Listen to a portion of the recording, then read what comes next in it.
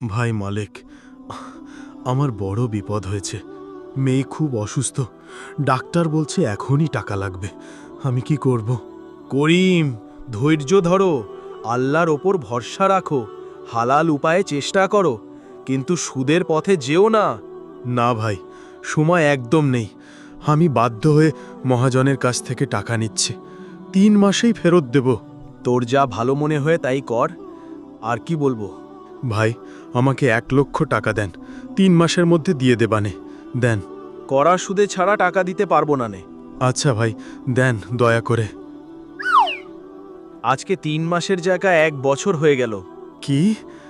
আমি তো 1 লাখ টাকা নিয়েছিলাম, এখন বলছো 5 লাখ দিতে হবে? হ্যাঁ করিম, এটাই সুদের নিয়ম, ডাবল দিতে হবে, না হলে জমি লিখে দিতে হবে।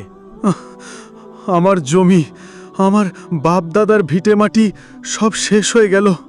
ভাই মালিক, সব শেষ হয়ে গেছে।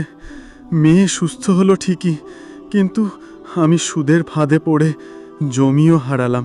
করিম, আমি তো আগেই বলেছিলাম, সুদ হলো আগুনের মতো, প্রথমে আলো মনে হয়, কিন্তু শেষে সব কিছু জ্বালিয়ে দেয়।